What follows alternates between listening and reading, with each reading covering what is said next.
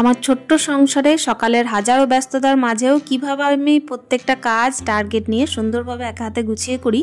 তো চলো আজকে এই ভিডিওটা এখান থেকে স্টার্ট করছি। আশা করছি আজকের ভিডিওটাও তোমাদের প্রত্যেকের খুবই ভালো লাগবে। তো hello everyone, good morning, welcome back to my channel. আশা করছি সকলেই খুব ভালো আছো। বীরভূম জেলার ছোট্ট একটা শহর থেকে আমি সুধা আবারও চলে এসেছি নতুন দিনে নতুন আরও একটা ব্লগ নিয়ে। তাহলে সাথেই থাকো আমার। সকাল টাইমে আজকে আছে আমার ছেলের ড্রয়িংয়ের ক্লাস, মানে ড্রয়িংয়ের ক্লাসটা কিন্তু এক্সট্রা ক্লাস বলতে পারো। ড্রয়িং কিন্তু এমনিতে থাকে শনিবারে, তবে আজকে যেহেতু এক্সট্রা ক্লাস আছে আর ক্লাসটা আছে কিন্তু 9টার সময়, তো সেই কারণেই কিন্তু দেখতেই পাচ্ছ আমি কিন্তু একেবারে খাওয়া দাওয়া করিয়ে তারপর পাঠাবো। খাওয়া দাওয়া বলতে গেলে কি দিয়েছি বলো তো? চিড়ে দিয়েছি, কলা দিয়েছি আর দিয়েছি গুড়ের বাতাসা।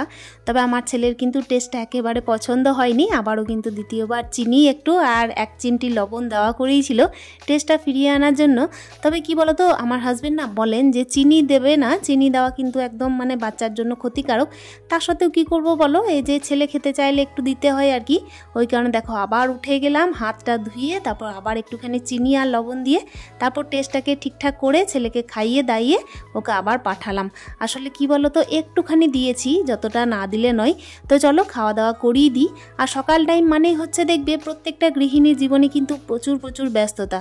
আর একলা সংসারে তো বলতেই হবে না, হাজারো ব্যস্ততা একা হাতে। তো ওই কারণে সব সময় চেষ্টা করি একদম সুন্দরভাবে প্রত্যেকটা কাজ টার্গেট নিয়ে একদম সময়ের মধ্যেই কমপ্লিট করার। ছেলেকে খাওয়া দাওয়া করিয়ে একটুখানি এগিয়ে দিয়ে আসবো, সেই কারণে দেখো ও সাইকেল নিয়ে বেরিয়েছে, ওইদিকে একটুখানি রাস্তায় দাঁড়িয়ে এগিয়ে দিয়ে এলাম। তারপর চলে এসেছি আবারও সংসারের কাজে। সকালে তো ঝাঁটপাট সমস্ত কিছু কমপ্লিট করে এইদিকে দেখো ছেলেকে এইদিকে রওনা দেওয়ানোর পর এখানে চলে এসেছি টেবিলটাকে গুছাতে। মানে ছেলের পড়ার টেবিলটা কিন্তু কয়েকদিন পরই অগোছালো হয়, তোমরা তো দেখেইছো। আর আমার মনে হয় শুধুমাত্র যে আমাদের বাড়িতে তা নয়, প্রত্যেকটা বাড়িতেই যাদের বাড়িতে বাচ্চা আছে তো তারা কিন্তু খুব ভালো করেই জানে যে টেবিল, পড়ার টেবিল হচ্ছে কিংবা হচ্ছে বিছানা, তাছাড়াও কিন্তু যে সমস্ত জায়গাগুলো এমনি বাচ্চাদের হাতে থাকে না, হাতের নাগালের মধ্যে যেসব জায়গাগুলো থাকে সেগুলো কিন্তু অপরিষ্কার অগোছালো হয়েই যায়। তবে আমরা গৃহিণী, তাই আমাদের তো হার মানলে চলবে না। আমাদের সমস্ত কাজ কিন্তু শত ব্যস্ততার মাঝেও করে নিতে হবে। আর বলে রাখি, আমার ছেলের কিন্তু এই মঙ্গলবার থেকে আবারও এক্সাম শুরু হচ্ছে, মানে ওই গ্রীষ্মের ছুটি একদম শেষ হওয়ার পরে স্কুল খুলেই দেখতেই পাচ্ছ পরীক্ষা। তাই আমার চাপ যে কী পরিমাণের হতে চলেছে বুঝতেই পারছো। তাই আমি কিন্তু চেষ্টা করছি এই 2 দিন স্কুলটা পাঠাবো না, মানে স্কুলটা পাঠাবো না, ধরো রথের এই যে ছুটি পড়ে যাবে, তারপর হচ্ছে পরীক্ষা প্রস্তুতি চলবে, সেই কারণে কিন্তু আর কোনো নতুন পড়া হবে না, সেই ঘুরিয়ে ওগুলোকে হয়তো কোনোভাবে রিভাইজ হবে বা ধরা হবে। তো সেই কারণে চেষ্টা করলাম যে মাঝে কিন্তু 1-2 দিন স্কুলটা একদম বাদ দেবো। তাতে কি হবে, দুপুর টাইমে একটু পড়ানো যাবে এই আর কি। আর দেখো এই গ্রীষ্মকালীন ছুটিতে কিন্তু বাচ্চারা দেখবে অনেক খেলাধুলা করে পার করেছে। আর একলা সংসারে যেহেতু একটা বাচ্চাকে মানুষ করা, সংসার সামলানো আর পড়াশুনোটাকেও মেনটেন করা, সব কিছুই তো আমার হাতেই। সেই হিসাবে কিন্তু কোনটা করলে ভালো হয়, কোনটা করলে খারাপ হয়, সেই দিকগুলোকেও আমাকে ঠিক রাখতে হবে। তো চলো এই যে দেখতেই পাচ্ছ এদিকে কিন্তু আমি পড়ার টেবিলটা গুছিয়ে নিচ্ছি। আর ওইদিকে তো বললাম ছেলে যে ড্রয়িংয়ের ক্লাসে গেছে, তার মাঝে কিন্তু আমাকে স্নান টান সেরে নিতে হবে। আর রান্না বান্না যেহেতু ধরো পুজো করে করবো, সেখানে এতটা চাপ নিলাম না, সকাল টাইমে রান্নাটা করলাম না। তবে চলো টাইমের মধ্যেই তো সব কিছু শেষ করতে হবে, যতই আগে করি কিংবা পিছনে করি, কোনো কাজ আগে কিংবা পিছনে, তবে হ্যাঁ সব কাজই কিন্তু সময়ের মধ্যেই করতে হবে। এদিকে দেখবে পড়ার টেবিলটা যদি সুন্দর করে গুছানো থাকে না, তো মনটা কিন্তু একদম ভরে যায়। আর পড়ার টেবিলটা যদি অগোছালো হয়ে থাকে না, তাহলে কেন জানি না মনে হয় যে পড়াশোনার প্রতি তো অনীহা বাড়ছেই, তার সঙ্গে ব্যাপার হচ্ছে কি যে কোনোভাবে এই যে কাগজপত্রগুলো চারিদিকে ছড়িয়ে ছিটিয়ে থাকলে মন মেজাজটা কেমন যেন উড়ু টাইপের হয়ে যায়। আর দ্বিতীয়বার কিন্তু ওই জায়গায় হাত দিতে ইচ্ছে করে না। আর সেই কারণেই না আমি চেষ্টা করি সব সময় যে ঘরের যে কোনো জায়গায়, যে কোনো কোনায় হোক না কেন, একদম অতিরিক্ত আর কি নোংরা হওয়ার আগে সেই জায়গাটাকে সুন্দর করে গুছিয়ে নেওয়ার। কেন কি দেখবে অতিরিক্ত নোংরা হয়ে গেলে তারপর হচ্ছে অতিরিক্ত যদি জিনিসটা অগোছালো হয়ে যায় না, আর সেই জিনিসটার প্রতি অতটা ভক্তি আসে না। ওই কারণে কিছুদিন পর যদি গুছিয়ে কাজগুলো করে নেওয়া যায়, তাহলে কিন্তু মোটামুটি দেখবে সেই কাজটার প্রতি একটু আগ্রহ মানে থেকেই যায়। তো চলো আমি কিন্তু এখানে দেখতেই পাচ্ছ সমস্ত রকমের আর কি বই খাতাগুলোকে একটু সুন্দর করে গুছিয়েছি। কীরকমভাবে, আমি এখানে টেবিলের এক সাইডে বড় লম্বা খাতাগুলোকে রেখেছি, তারপর দেখো এক সাইডে কিন্তু রেখেছি বইগুলোকে।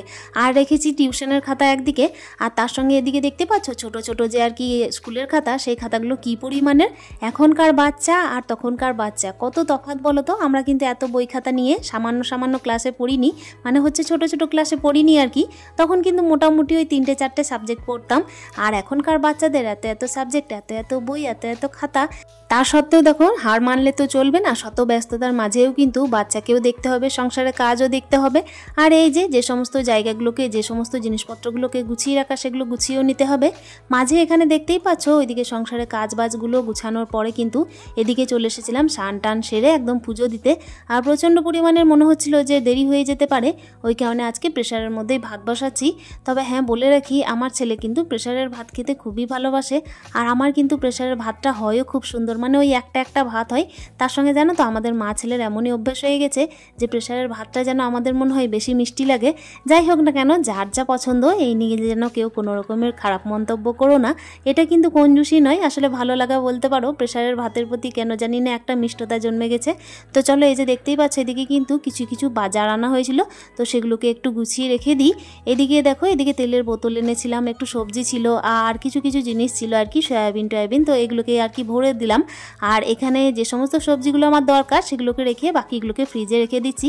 এই 2 দিন যাবৎ কিন্তু আমি নিরামিষই রান্না করছি, কয়েকদিন যাবৎ তো খুবই আমিষ খাবার খাওয়া হয়েছে। আর এই অম্বুবাচী কদিন কিন্তু আমি নিরামিষ খাবারই করার চেষ্টা করেছি। ওই মোটামুটি বলতে পারো বুধবার থেকে কিন্তু এমনি শুরু হবে। বুধবার বলতে কি, আমি কিন্তু তাও করিনি, মানে মাদের বাড়িতে করেছিল বুধবার রাত্রেবেলায় চিকেন।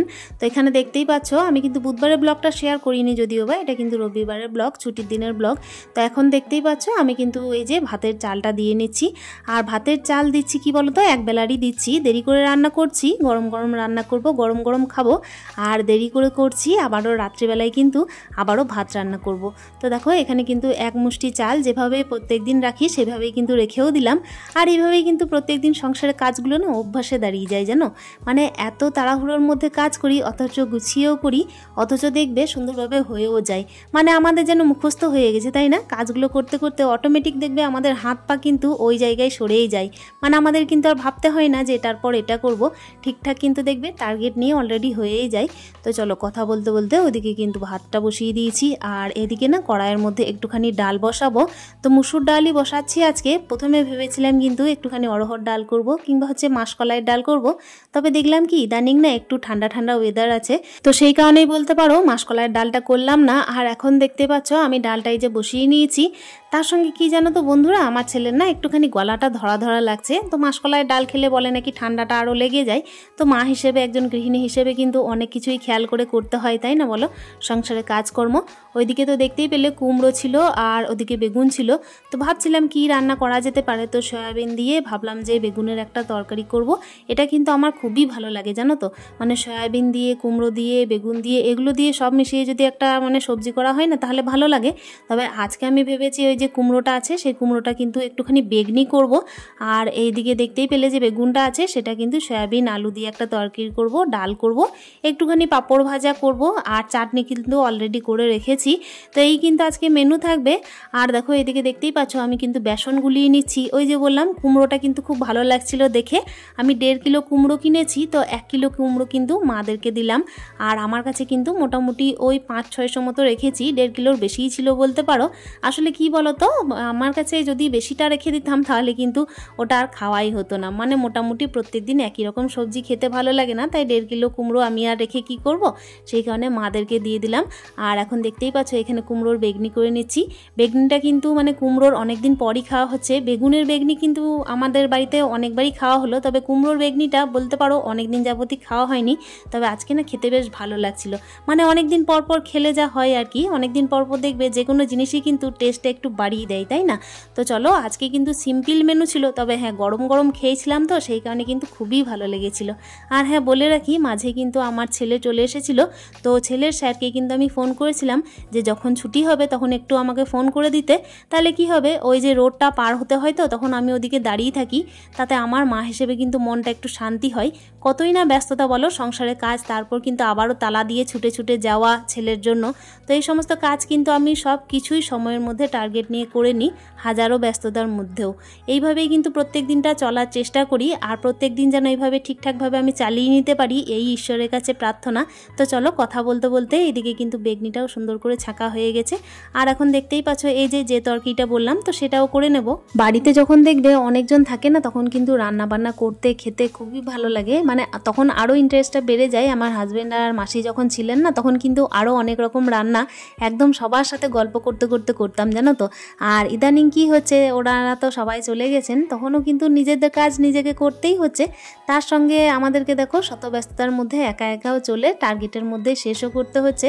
কোনো কিছুই কিন্তু পরিবর্তন নেই, শুধুমাত্র মানুষগুলোই নেই আর কি। তো চলো কথা বলতে বলতে এইদিকে কিন্তু আমি দুপুরের রান্না বান্না একদম সেরে নিয়েছি। একদম দেখো চলে এসেছি, কয়েকটা চাদর জামা কাপড় মেলা ছিল তো সেগুলোই নিয়ে আসতে। আর এখানেই কিন্তু আমি ব্লগটাও আজকে শেষ করব আমার হাজারো ব্যস্ততার মাঝে। আজকের ব্লগটা তোমাদের কেমন লেগেছে? সংসারের শত কাজ আমি কিন্তু সুন্দরভাবে টার্গেট নিয়ে গুছিয়ে করে নিলাম। দেখা করছি তাহলে অন্য দিনের অন্য ভিডিওতে। স্টে হ্যাপি, হ্যাপি মন, টাটা।